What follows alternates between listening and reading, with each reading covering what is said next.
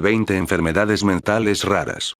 11. Síndrome del acento extranjero. El síndrome del acento extranjero es una enfermedad rara que generalmente se produce como un efecto secundario de una lesión cerebral grave, como un derrame o una lesión cerebral, aunque 2 casos se han reportado como un problema de desarrollo.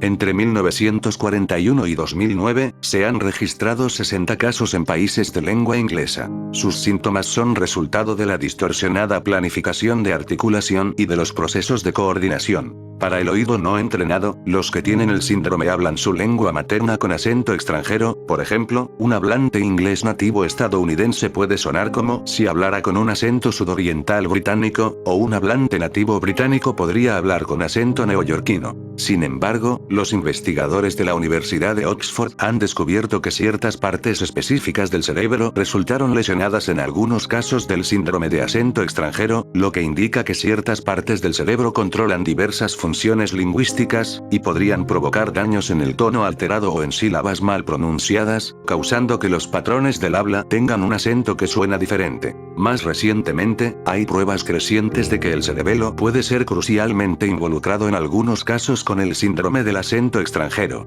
12. Anasognosia. Este trastorno es una de las posibles consecuencias de sufrir un traumatismo encefálico grave. En este caso, si la parte derecha del cerebro se daña puede ocurrir una parálisis parcial o total de la parte izquierda del cuerpo. Lo inusual de esta enfermedad es que el paciente cree que está realizando un movimiento cuando en realidad no es así. Por ejemplo, cuando una persona con anasognosia no puede mover una mano, de todos modos está convencida de que puede tomar un objeto con ambas. Aunque el objeto se le caiga, creerá que no ha sucedido nada anormal, pues sus 2 manos son útiles. 13. Síndrome de Fregoli. El síndrome de Fregoli es un desorden neuropsiquiátrico en el que el paciente insiste que conoce a una persona que realmente no conoce. Se caracteriza porque los pacientes se sienten perseguidos por una persona a la que creen ver en todas partes, por un individuo que es capaz de adquirir la apariencia de alguien conocido, el aspecto de personas de su entorno familiar cambiando la cara como si fuera un actor. Como todo delirio se trata de un sistema de creencias incoercible e inmodificable, que requiere de tratamiento psiquiátrico con medicación del grupo de los neurolépticos. Originalmente, aparece este cuadro psicopatológico recogido por Henry en su Tratado de Psiquiatría, en el apartado de los delirios crónicos sistematizados, en el punto I. Delirios pasionales y de reivindicación, Mason, 1989, Pac 452, y fue denominado así en recuerdo de Leopoldo Fregoli, actor italiano de principios del siglo XX que podía interpretar simultáneamente varios papeles en el teatro. Existen pocos estudios epidemiológicos, pero en la literatura médica no hay dudas acerca de su tendencia a la cronicidad y su mal pronóstico. Es un síntoma de falsa identificación que se ha descrito en el 23,50% de los pacientes con demencia. 14. Síndrome de París. Es un trastorno psicológico transitorio encontrado en algunos individuos que visitan de vacaciones París. Está caracterizado por un número de síntomas psiquiátricos tales como una aguda desilusión, alucinaciones, sentimientos de persecución, la percepción de ser víctima de algún perjuicio, agresión u hostilidad de los demás, desrealización, despersonalización, ansiedad y también manifestaciones psicosomáticas tales como mareos, taquicardia, aumento de la sudoración y otros síntomas. Algunos síndromes similares son el síndrome de Jerusalén y el síndrome de Stendhal. 15. Síndrome de Stendhal. Es una enfermedad psicosomática que causa un elevado ritmo cardíaco, vértigo, confusión, temblor, palpitaciones, depresiones e incluso alucinaciones cuando el individuo es expuesto a obras de arte, especialmente cuando estas son particularmente bellas o están expuestas en gran número en un mismo lugar. Más allá de su incidencia clínica como enfermedad psicosomática, el síndrome de Stendhal se ha convertido en un referente de la reacción romántica ante la acumulación de belleza y la exuberancia del goce artístico. Se denomina así por el famoso autor francés del siglo XIX Stendhal, seudónimo de Henri Marie Beyle, quien dio una primera descripción detallada del fenómeno que experimentó en 1817 en su visita a la Basílica de la Santa Cruz en Florencia, Italia, y que publicó en su libro Nápoles y Florencia. Un viaje de Milán a Reggio. Y cito: había llegado a ese punto de emoción en el que se encuentran las sensaciones celestes dadas por las bellas artes y los sentimientos apasionados. Saliendo de Santa Croce, me latía el corazón, la vida estaba agotada en mí, andaba con miedo a caerme.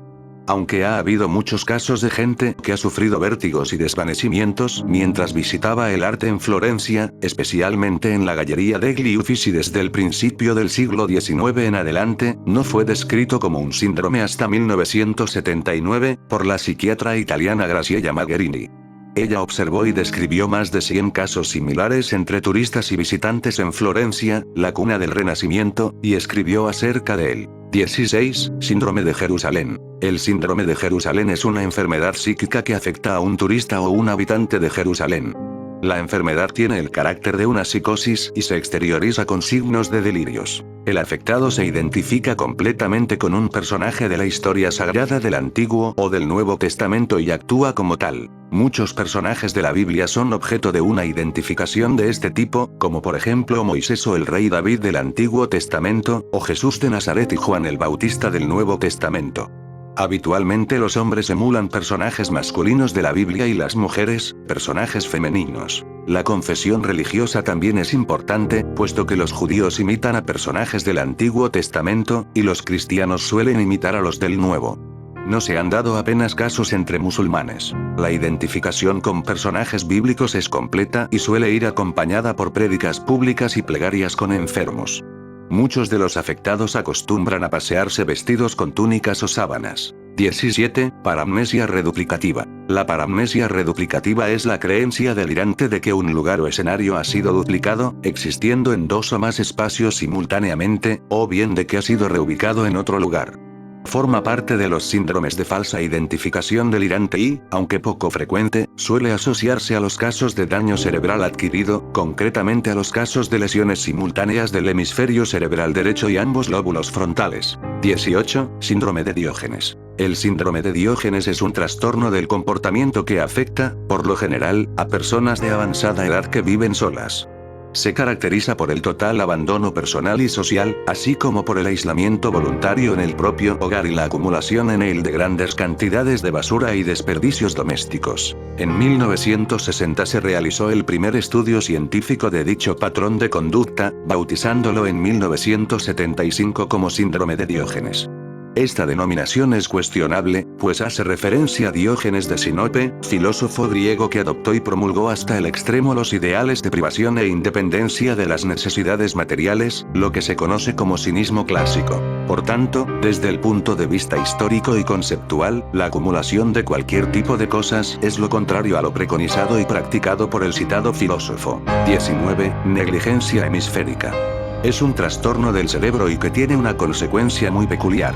Los pacientes solo ven la mitad de las cosas. Cuando se le pide a una persona que padece esta enfermedad que describa lo que ve, solo describe la mitad de un plato, la mitad de una blusa, etc. Todos los objetos son vistos parcialmente y exactamente a la mitad. Y por último, 20. Síndrome de Estocolmo. El síndrome de Estocolmo es una reacción psicológica en la que la víctima de un secuestro, violación o retención en contra de su voluntad, desarrolla una relación de complicidad y un fuerte vínculo afectivo, uno con quien la ha secuestrado.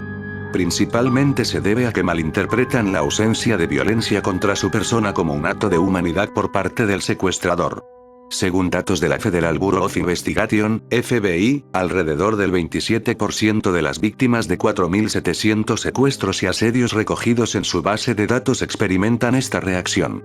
Las víctimas que experimentan el síndrome muestran regularmente dos tipos de reacción ante la situación. Por una parte, tienen sentimientos positivos hacia sus secuestradores, mientras que, por otra parte, muestran miedo e ira contra las autoridades policiales o quienes se encuentren en contra de sus captores.